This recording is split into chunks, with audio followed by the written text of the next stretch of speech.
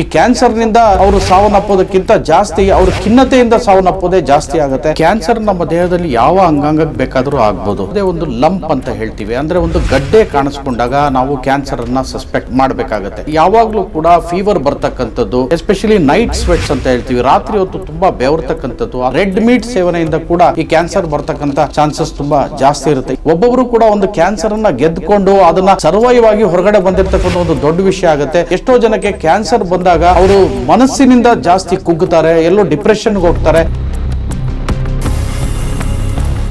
Doctor Pavan Kumar, professor in medicine. Cancer ಅಂದರೆ ನಮ್ಮ ದೇಹದಲ್ಲಿ ಅಬ್ನಾರ್ಮಲ್ ಗ್ರೋತ್ ಆಫ್ ಸೆಲ್ಸ್ ಅಂತ ಹೇಳ್ತೀವಿ. ಇದು ಅಪಾರ ಪ್ರಮಾಣದಲ್ಲಾದಾಗ ನಾರ್ಮಲ್ ಸೆಲ್ಸನ್ನು ಅದು ರೀಪ್ಲೇಸ್ ಮಾಡಿ ನಮ್ಮ ದೇಹದಲ್ಲಿ ಈ ಗ್ರೋತ್ ಆಗೋದಕ್ಕೆ ಇದನ್ನು ನಾವು ಕ್ಯಾನ್ಸರ್ ಅಂತ ಹೇಳ್ತೀವಿ. ಈ ಕ್ಯಾನ್ಸರ್ ನಮ್ಮ ದೇಹದಲ್ಲಿ ಯಾವ ಅಂಗಾಂಗಕ್ಕೆ ಬೇಕಾದರೂ ಆಗ್ಬೋದು. ಈಗ ನಾವು ಯಾವ ಅಂಗಾಂಗಕ್ಕೆ ಕ್ಯಾನ್ಸರ್ ಎಫೆಕ್ಟ್ ಆಗುತ್ತೆ ಅದರಲ್ಲಿ ನಾವು ಸ್ಟೇಜಸ್ ಅಂತ ಹೇಳ್ತೀವಿ. ಅದರಲ್ಲಿ ನಾವು ಆ ಕ್ಯಾನ್ಸರ್ ಪತ್ತೆ ಆದ ಮೇಲೆ ಅದಕ್ಕೆ ಟೆಸ್ಟ್ಗಳನ್ನು ಮಾಡಿ ಯಾವ ಸ್ಟೇಜಲ್ಲಿದೆ ಅಂತ ನಾವು ಹೇಳೋದಕ್ಕೆ ಆಗುತ್ತೆ. ಈಗ ನಮ್ಮ ದೇಹದಲ್ಲಿ ಈಗ ಮೇಲ್ಸಲ್ಲಿ ತೆಗೆದುಕೊಂಡ್ರೆ ಪ್ರಾಸ್ಟೇಟ್ ಕ್ಯಾನ್ಸರ್ ಇರ್ಬೋದು, ಅಥವಾ ಬೋನ್ ಕ್ಯಾನ್ಸರ್ ಇರ್ಬೋದು, ಅಥವಾ ಲಂಗ್ಸ್ ಕ್ಯಾನ್ಸರ್ ಇರ್ಬೋದು, ಲಿವರ್ ಕ್ಯಾನ್ಸರ್ ಇರ್ಬೋದು, ಯಾವ ಅಂಗಾಂಗಕ್ಕೆ ಬೇಕಾದರೂ ಎಫೆಕ್ಟ್ ಆಗ್ಬೋದು. ಹಾಗೆ ನಾವು ಫೀಮೇಲ್ಸಲ್ಲಿ ಬಂದರೆ ತುಂಬ ಕಾಮನ್ ಆಗಿ ಈ ಬ್ರೆಸ್ಟ್ ಕ್ಯಾನ್ಸರ್ ಇರ್ಬೋದು, ಅಥವಾ ಗರ್ಭಕೋಶದ ಕ್ಯಾನ್ಸರ್ ಇರ್ಬೋದು, ಸರ್ವೈಕಲ್ ಕ್ಯಾನ್ಸರ್ ಇರ್ಬೋದು, ಹೀಗೆ ಎಲ್ಲ ಅಂಗಾಂಗಗಳಿಗೂ ಕೂಡ ಕ್ಯಾನ್ಸರ್ ಎಫೆಕ್ಟ್ ಆಗುವಂಥ ಚಾನ್ಸಸ್ ಇರುತ್ತೆ. ನಾವು ಯಾವುದೇ ದೇಹದ ಭಾಗದಲ್ಲಿ ಯಾವುದೇ ಒಂದು ಲಂಪ್ ಅಂತ ಹೇಳ್ತೀವಿ, ಅಂದರೆ ಒಂದು ಗಡ್ಡೆ ಕಾಣಿಸ್ಕೊಂಡಾಗ ನಾವು ಕ್ಯಾನ್ಸರನ್ನು ಸಸ್ಪೆಕ್ಟ್ ಮಾಡಬೇಕಾಗತ್ತೆ. ಆದರೆ ಎಲ್ಲ ಗಡ್ಡೆಗಳು ಕ್ಯಾನ್ಸರ್ ಗಡ್ಡೆಗಳಲ್ಲ. ಸೊ ನಾವು ಯಾವುದೇ ಒಂದು ಗಡ್ಡೆ ಕಾಣಿಸ್ಕೊಂಡಾಗ ಅದನ್ನು ಬಂದು ವೈದ್ಯರಲ್ಲಿ ತೋರಿಸ್ಕೊಂಡು ತಪಾಸಣೆ ಮಾಡಿಸ್ಕೊಂಡು ಅದು ಕ್ಯಾನ್ಸರ್ ಗಡ್ಡೆನಾ ಅಥವಾ ಬೇರೆ ಗಡ್ಡೆನಾ ಅಂತ ನೀವು ಖಾತ್ರಿ ಪಡಿಸ್ಕೊಳ್ಬೇಕಾಗತ್ತೆ. ಹಾಗೆ ನಾವು ಅದರ ಜೊತೆಗೆ ಗಡ್ಡೆ ಜೊತೆಗೆ ಬೇರೆ ಲಕ್ಷಣಗಳು ಕೂಡ ಇರಬೇಕು. ಈಗ ಯಾವಾಗಲೂ ಕೂಡ ಫೀವರ್ ಬರ್ತಕ್ಕಂಥದ್ದು, ಎಸ್ಪೆಷಲಿ ನೈಟ್ ಸ್ವೆಟ್ಸ್ ಅಂತ ಹೇಳ್ತೀವಿ, ರಾತ್ರಿ ಹೊತ್ತು ತುಂಬ ಬೆವರ್ತಕ್ಕಂಥದ್ದು, ಅಥವಾ ವೆಯ್ಟ್ ಲಾಸ್. ಈಗ ಒಂದು 3 ತಿಂಗಳಲ್ಲಿ 5-10% ಜಾಸ್ತಿ ವೆಯ್ಟ್ ಲಾಸ್ ಆದರೆ ಆಗ ನಾವು ಕ್ಯಾನ್ಸರನ್ನು ನಾವು ಸಸ್ಪೆಕ್ಟ್ ಮಾಡಬೇಕಾಗತ್ತೆ. ಸೊ ಹಾಗಾಗಿ ಯಾರಿಗೇ ಆಗಲಿ ಯಾವುದಾದ್ರೂ ದೇಹದಲ್ಲಿ ಒಂದು ಗಡ್ಡೆ ಕಾಣಿಸ್ಕೊಂಡಾಗ, ಅಥವಾ ತುಂಬ ವೆಯ್ಟ್ ಲಾಸ್ ಇರ್ತಕ್ಕಂಥದ್ದು, ಫೀವರ್ ಕಮ್ಮಿ ಆಗದೆ ಇರ್ತಕ್ಕಂಥದ್ದು, ಸೊ ಇವೆಲ್ಲ ಲಕ್ಷಣಗಳು ಕಾಣಿಸ್ಕೊಂಡಾಗ ಕ್ಯಾನ್ಸರ್ ನಾವು ಸಸ್ಪೆಕ್ಟ್ ಮಾಡಬೇಕಾಗತ್ತೆ. ಹಾಗೆ ನೀವು ವೈದ್ಯರಲ್ಲಿ ಬಂದು ತಪಾಸಣೆ ಮಾಡಿಸ್ಕೋಬೇಕಾಗತ್ತೆ. ಕ್ಯಾನ್ಸರ್ ಬರೋದಕ್ಕೆ ಹಲವಾರು ಕಾರಣಗಳಿವೆ. ಇದು ನಮಗೆ ವಂಶ ಪಾರಂಪರಿಕವಾಗಿ ಬರ್ಬೋದು, ಅಂದರೆ ಹೆರಿಡಿಟ್ರಿ ಅಂತ ಹೇಳ್ತೀವಿ. ಈಗ ಅಪ್ಪ ಅಮ್ಮ ಅಥವಾ ತಾತ ಅಜ್ಜಿ ಇವ್ರಿಗೆ ಯಾರಿಗಾರು ಇದ್ದರೆ ಕೂಡ ಮಕ್ಕಳಿಗೆ ಬರ್ತಕ್ಕಂಥ ಕ್ಯಾನ್ಸರ್ಗಳು ಹಲವಾರುಗಳು ಕ್ಯಾನ್ಸರ್ ಟೈಪ್ಸ್ ಇದ್ದಾವೆ. ಹಾಗೆ ನಾವು ತಿಂತಕ್ಕಂಥ ಆಹಾರ ಇರ್ಬೋದು. ಸೊ ಆಹಾರ ಸೇವನೆಯಲ್ಲೂ ಕೂಡ ಕೆಲವಾರು ಆಹಾರಗಳನ್ನು ನಾವು ಸೇವನೆ ಮಾಡಿದಾಗ ನಮಗೆ ಕ್ಯಾನ್ಸರ್ ಬರ್ತಕ್ಕಂಥ ಚಾನ್ಸಸ್ ಇದ್ದಾವೆ. ಇದರಲ್ಲಿ ಮುಖ್ಯವಾಗಿ ಇರ್ತಕ್ಕಂಥವು ಆಲ್ಕೋಹಾಲ್. ಸೊ ಆಲ್ಕೋಹಾಲ್ ಸೇವನೆಯಿಂದ ತುಂಬ ಲಾಂಗ್ ಟರ್ಮ್ ಸೇವನೆಯಿಂದ ಕೆಲವರಿಗೆ ಕ್ಯಾನ್ಸರ್ ಬರ್ತಕ್ಕಂಥ ಚಾನ್ಸಸ್ ಇರ್ತವೆ. ಎಸ್ಪೆಷಲಿ ಲಿವರ್ ಕ್ಯಾನ್ಸರ್, ಹಾಗೆ ಪ್ಯಾಂಕ್ರಿಯಾಸ್ ಕ್ಯಾನ್ಸರ್ ಬರ್ತಕ್ಕಂಥ ಚಾನ್ಸಸ್ ಇರ್ತವೆ.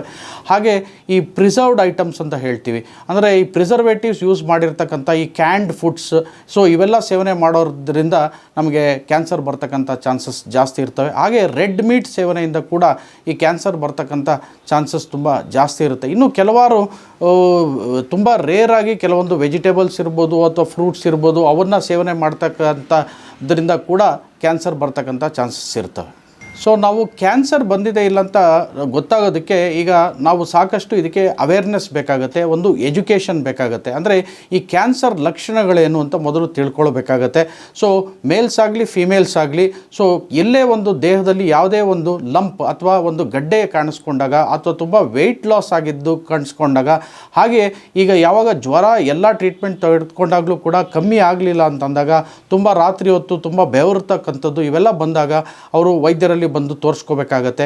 ಹಾಗೆ ಈ ಎಜುಕೇಷನ್ ಜೊತೆ ಅವೇರ್ನೆಸ್ ಜೊತೆಗೆ ಒಂದು ಸ್ಕ್ರೀನಿಂಗ್ ಟೂಲ್ಸ್ ಅಂತ ಕೂಡ ಕೆಲವಾರು ಇದ್ದಾವೆ. ಅಂದರೆ ನಾವು ಕ್ಯಾನ್ಸರ್ನ ಅರ್ಲಿ ಸ್ಟೇಜಸ್ಸಲ್ಲಿ ಡಿಟೆಕ್ಟ್ ಮಾಡೋದಕ್ಕೆ ಕೆಲವಾರು ಸ್ಕ್ರೀನಿಂಗ್ ಮೆಥಡ್ಸ್ ಕೂಡ ಇದ್ದಾವೆ. ಈಗ ಫಿಮೇಲ್ಸಲ್ಲಿರ್ಬೋದು ಅಥವಾ ಮೇಲ್ಸಲ್ಲಿರ್ಬೋದು. ಸೊ ಇದರಲ್ಲಿ ಸ್ಕ್ಯಾನಿಂಗ್ಗಳಾಗ್ಬೋದು ಅಥವಾ ಪ್ಯಾಪ್ಸ್ಮಿಯರ್ಗಳಾಗ್ಬೋದು.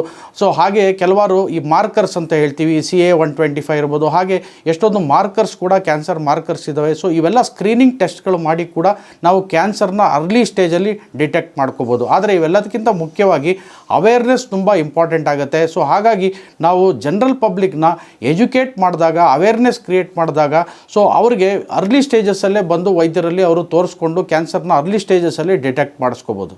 ಇದರ ಜೊತೆಗೇ ಈಗ ವರ್ಲ್ಡ್ ಹೆಲ್ತ್ ಆರ್ಗನೈಸೇಷನ್ ಹಾಗೆ ಕ್ಯಾನ್ಸರ್ ಸೊಸೈಟಿಗಳು ಸಾಕಷ್ಟು ಕಡೆ ಈಗ ಅವೇರ್ನೆಸ್ ಪ್ರೋಗ್ರಾಮ್ಗಳನ್ನು ಕ್ರಿಯೇಟ್ ಮಾಡೋದು ಕೂಡ ಈಗ ಹಮ್ಮಿಕೊಂಡಿವೆ. ಯಾಕೆಂದರೆ ಇದರಲ್ಲಿ ಈಗ ವರ್ಲ್ಡ್ ಕ್ಯಾನ್ಸರ್ ಡೇ ಇರ್ಬೋದು, ಕ್ಯಾನ್ಸರ್ ಅವೇರ್ನೆಸ್ ವೀಕ್ ಇರ್ಬೋದು. ಫೆಬ್ರವರಿ 4 ಯಾವಾಗಲೂ ವರ್ಲ್ಡ್ ಕ್ಯಾನ್ಸರ್ ಡೇ ಸೆಲೆಬ್ರೇಟ್ ಮಾಡಲಾಗುತ್ತೆ. ಹಾಗೆ ಈ ಫೆಬ್ರವರಿ 17ರಿಂದ 24 ಕೂಡ ನಾವು ಈ ಕ್ಯಾನ್ಸರ್ ಅವೇರ್ನೆಸ್ ವೀಕ್ ಅಂತ ಕೂಡ ಪ್ರತಿ ವರ್ಷ ಕೂಡ ಸೆಲೆಬ್ರೇಟ್ ಮಾಡಲಾಗುತ್ತೆ. ಇದನ್ನು ಜನರಿಗೆ ಒಂದು ಅವೇರ್ನೆಸ್ ಕ್ರಿಯೇಟ್ ಮಾಡೋದಕ್ಕೆ ಇದನ್ನು ಯೂಶಲಿ ವರ್ಲ್ಡ್ ಹೆಲ್ತ್ ಆರ್ಗನೈಸೇಷನ್ ಪ್ರತಿ ವರ್ಷ ಕೂಡ ಆಯೋಜಿಸುತ್ತೆ.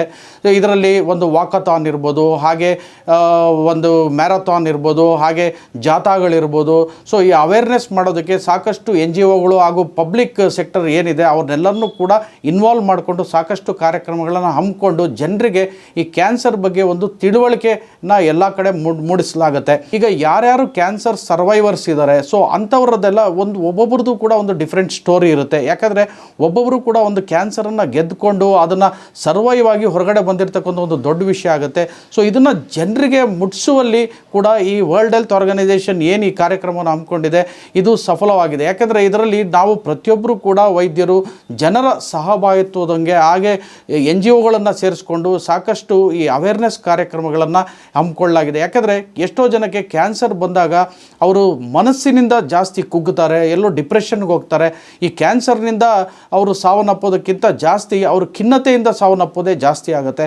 ಸೊ ಹಾಗೆ ಅವರಲ್ಲಿ ಒಂದು ಮನಸ್ಸಿನಲ್ಲಿ ಒಂದು ಧೈರ್ಯ ಸ್ಥೈರ್ಯವನ್ನು ತುಂಬೋದಕ್ಕೆ ಕೂಡ ಇದು ಕಾರಣ ಆಗುತ್ತೆ. ಯಾಕಂದರೆ ಕ್ಯಾನ್ಸರ್ ಸರ್ವೈವರ್ಸಿಂದ ಅವರ ಒಂದು ಜೀವನವನ್ನು ಯಾವ ರೀತಿಯಾಗಿ ಎದುರಿಸ್ತಾ ಇದ್ದಾರೆ ಅನ್ನೋದನ್ನು ಪ್ರತಿಯೊಬ್ಬರಿಗೂ ಅದನ್ನು ತಿಳಿಸಿ ಒಂದು ಯುನೀಕ್ ಆಗಿರೋ ಒಂದು ಸ್ಟೋರಿಗಳನ್ನು ಜನರಿಗೆ ತಲುಪಿಸಿ ಈ ಕಾಯಿಲೆಗಿಂತ ಇನ್ನೂ ದೊಡ್ಡದಾಗಿ ಮುಂದೆ ಅವರ ಏನು ಕಾಯಿಲೆಗಿಂತ ಒಂದು ಜೀವನವೇ ದೊಡ್ಡದು ಅನ್ನೋಗೆ ಅವ್ರಿಗೆ ಬಿಂಬಿಸಿ ಅವ್ರಿಗೆ ಜೀವನದಲ್ಲಿ ಒಂದು ಉತ್ಸಾಹವನ್ನು ಒಂದು ತುಂಬುವಂಥ ಕಾರ್ಯಕ್ರಮ ಈ ಸಲ ಒಂದು ವರ್ಲ್ಡ್ ಕ್ಯಾನ್ಸರ್ ಡೇ ದಿವಸ ಹಮ್ಮಿಕೊಳ್ಳಲಾಗಿದೆ. ಹಾಗೆ ಈ ಕ್ಯಾನ್ಸರ್ ಅವೇರ್ನೆಸ್ ವೀಕ್ ಕೂಡ ಪ್ರತಿಯೊಬ್ಬರಿಗೂ ಕೂಡ ಈ ಕ್ಯಾನ್ಸರ್ನ ಹೇಗೆ ಗೆದ್ದು ಬರಬೇಕು, ಹೇಗೆ ಜೀವನವನ್ನು ನಾವು ರೂಪಿಸ್ಕೋಬೇಕು ಅನ್ನೋದನ್ನು ಅವ್ರಿಗೆ ಎಲ್ಲರಿಗೂ ಕೂಡ ತೋರಿಸ್ಬೇಕಾಗಿದೆ.